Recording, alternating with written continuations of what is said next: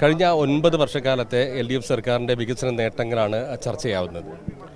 കേരളത്തിൽ ഏറ്റവും കൂടുതൽ നേട്ടങ്ങൾ ഉണ്ടായിട്ടുള്ള ഒരു കാലഘട്ടമാണിത്. എന്ന് പറഞ്ഞാൽ കേരളത്തിൻ്റെ ചരിത്രത്തിൽ ഏറ്റവും അധികം നേട്ടങ്ങൾ ഉണ്ടായതെന്ന് പറയാം.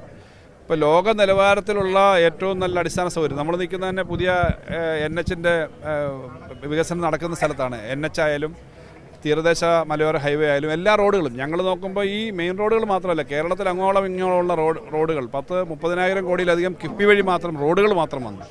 പിന്നെ അടിസ്ഥാന സൗകര്യ വികസനത്തിനകത്ത് സ്കൂളും കോളേജും ഗവേഷണ സ്ഥാപനങ്ങളും ആശുപത്രികളും സ്പോർട്സ് സ്റ്റേഡിയവും അടക്കം ധാരാളം കാര്യങ്ങളുണ്ട്. അതുകൂടാതെ അടിസ്ഥാന സൗകര്യങ്ങൾ ആശുപത്രിയും സ്കൂളും മാത്രമല്ലാതെ ഏറ്റവും സാധാരണക്കാരെ സഹായിക്കുന്ന ക്ഷേമ പദ്ധതികൾ അത് വളരെ വിപുലമായിട്ടാണ്. 35,000 കോടി രൂപയാണ് ക്ഷേമ പെൻഷന് ഈ 4 വർഷം കൊണ്ട് ഈ സർക്കാർ കൊടുത്തത്. ക്ഷേമ പെൻഷന് മാത്രം KSRTC ഉൾപ്പെടെയുള്ള പൊതുമേഖലാ സ്ഥാപനങ്ങൾക്ക് നൽകുന്ന പണം, 5 ലക്ഷത്തോളം വരുന്ന ആളുകൾക്ക് വീട് വെച്ച് നൽകിയ ലൈഫ് പദ്ധതി, ഇങ്ങനെ കേരളത്തിൻ്റെ ഒരു പൊതു നിലവാരത്തെ സംബന്ധിച്ച് ലോകത്തെ സംഘടനകൾ, നമ്മുടെ നീതി ആയോഗ് ഇക്കാര്യം പറയുന്നുണ്ട്, ലോകത്തെ പ്രധാനപ്പെട്ട പല ഏജൻസികളും റേറ്റിംഗ് ഏജൻസികളും കേരളത്തിൻ്റെ ഡെവലപ്മെൻറ്റിനെ സംബന്ധിച്ച് പറയുന്നുണ്ട്.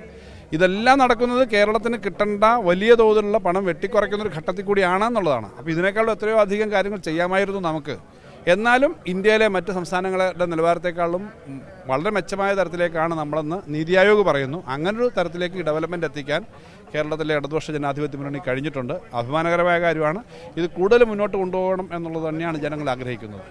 മിനിസ്റ്റർ സൂചിപ്പിച്ച കാര്യം തന്നെയാണ്. മുഖ്യമന്ത്രി പറഞ്ഞിട്ടുണ്ട് കേന്ദ്രത്തിൽ നിന്നുള്ള ഒരു അവഗണനയെക്കുറിച്ച് സൂചിപ്പിച്ചു. പക്ഷേ ഒരു സഹായവും ലഭിച്ചില്ലെങ്കിലും കേരളം അതിൻ്റെതായ പുതുവഴി വെട്ടിത്തുറന്നുകൊണ്ട് മുന്നോട്ട് പോകുമെന്ന് പറഞ്ഞിട്ടുണ്ട്. മിനിസ്റ്റർക്കായിരിക്കും ഒരുപക്ഷെ അതിൽ കൂടുതൽ കാര്യങ്ങൾ സംസാരിക്കാൻ. ഈ സഹായം കിട്ടിയില്ലെങ്കിലും നമ്മളെ ശ്വാസം മുട്ടിക്കാൻ കഴിയില്ല എന്ന് പറഞ്ഞെങ്കിലും നമുക്ക് കിട്ടേണ്ടത് തൊണം വെറും ഔദാര്യമല്ല സഹായം. അവരുടെ കയ്യിൽ നിന്ന് നമുക്ക് കിട്ടേണ്ട അർഹതയാണ്. മറ്റ് സംസ്ഥാനങ്ങൾക്ക് കിട്ടുന്നത് നമുക്ക് കിട്ടുന്നില്ല. അപ്പോൾ ഈ ഞങ്ങൾ 4ാം ഗവൺമെൻറ് ഞങ്ങളെല്ലാം ചുമതല എടുക്കുമ്പോൾ 4 വർഷം മുമ്പ് ഈ 2ാം ഗവൺമെൻറ്റിൻ്റെ ഭാഗമായി ഞങ്ങൾ ചുമതലെടുക്കുമ്പോൾ ഈ 33,000 കോടിയാണ് കേന്ദ്രത്തിൽ നിന്നുണ്ടായിരുന്ന പലതരത്തിലുള്ള ഗ്രാൻഡ് പ്രത്യേക പദ്ധതിയായി കിട്ടിക്കൊണ്ടിരുന്നത്. ഈ വർഷം 7,000 കോടിയേ കിട്ടിയുള്ളൂ. 33,000 കിട്ടുന്ന അത്രയും കുറഞ്ഞു. ആ തരത്തിലുള്ള വെട്ടിക്കുറവ് വരുന്നു. ഇതുകൂടാതെ ബാക്കി ടാക്സിൻ്റെ പെർസെൻറ്റേജ് കുറച്ചു. ഇതെല്ലാം കുറയ്ക്കുന്നത് കേരളത്തിലെ ഓരോ കുട്ടിക്കും ഓരോ പൗരനും അർഹമായിട്ടുള്ള തുകയാണ്. അത് കുറയ്ക്കുന്നു എന്നുള്ളത് ചെറിയ കാര്യമല്ല. പക്ഷേ അതുകൊണ്ട് നമ്മളെ ശ്വാസം പൊട്ടിക്കാൻ ശ്രമിച്ചാൽ ജനങ്ങളെല്ലാം ഒരുമിച്ച് ചേർത്ത് നമ്മൾ ഈ കാര്യങ്ങൾ മുന്നോട്ട് കൊണ്ടുപോകും. പക്ഷേ കിട്ടാനുള്ളത് കിട്ടിയേ കഴിയൂ. അതിനാണ് നമ്മൾ സുപ്രീം കോടതി ഉൾപ്പെടെ കേസിന് പോകേണ്ടി വന്നത്. 16ാം ധനകാര്യ കമ്മീഷന് മുന്നിൽ ഈ കാര്യങ്ങളെല്ലാം പറഞ്ഞിട്ടുണ്ട്. നമുക്ക് ഇതിനേക്കാളും എത്രയോ കൂടുതൽ കാര്യങ്ങൾ ചെയ്യാവുന്നതാണ്. നമ്മുടെ കാര്യങ്ങൾ അവകാശങ്ങൾ ധ്വംസിക്കുകയാണ് എന്നുള്ള കാര്യം കൂടിയുണ്ട് ഇതിൻ്റെ കൂടെ. കേരളത്തിൻ്റെ വികസനത്തിനും പൊതുതാൽപര്യം സംരക്ഷിക്കുന്നതിനും വേണ്ടി എല്ലാവരും ഒറ്റക്കെട്ടായി നിൽക്കേണ്ട ഒരു ഘട്ടമാണ്.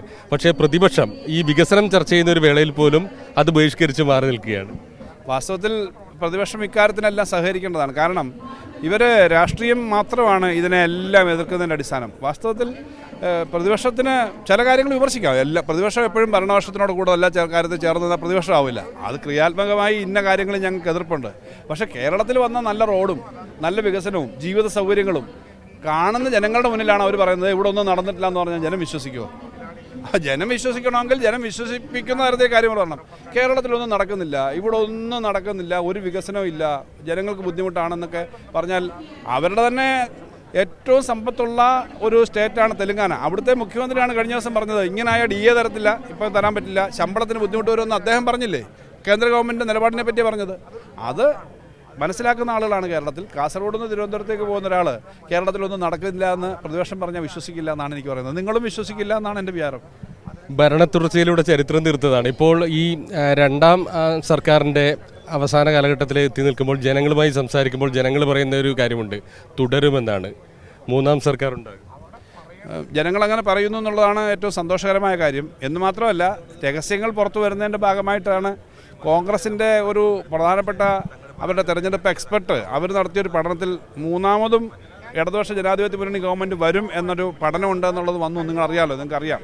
അപ്പോൾ അങ്ങനത്തെ സ്ഥിതി ജനങ്ങളുടെ മനസ്സിലുണ്ട്. എന്തെല്ലാം ജനങ്ങളുടെ മുന്നിൽ തെറ്റിദ്ധരിപ്പിക്കാൻ ശ്രമിച്ചാലും ജനങ്ങൾ നേരിട്ട് കാണുന്ന കാര്യങ്ങളാണ് അവർ വിശ്വസിക്കുക. ഇപ്പോൾ കാസർഗോഡ്, ഇപ്പോൾ ഇവിടെ നമ്മൾ നിന്നിട്ട് ഇവിടുന്ന് സംസാരിക്കുമ്പോഴും തിരുവനന്തപുരത്തോ പാറശാലയുള്ള ആളുകളും അവരുടെ എല്ലാം അടുത്ത് ജനങ്ങളുടെ പ്രവർത്തിക്കുന്ന ഒരു ഗവൺമെൻറ്റാണ്. അതുകൊണ്ട് ഞങ്ങൾ ചെയ്യുന്ന കാര്യങ്ങൾ ജനങ്ങളെ കൂട്ടി നിർത്തിയിട്ടാണ്. അവർക്കിത് മനസ്സിലാവും എന്നാണ് ഞങ്ങൾ വിശ്വസിക്കുന്നത്.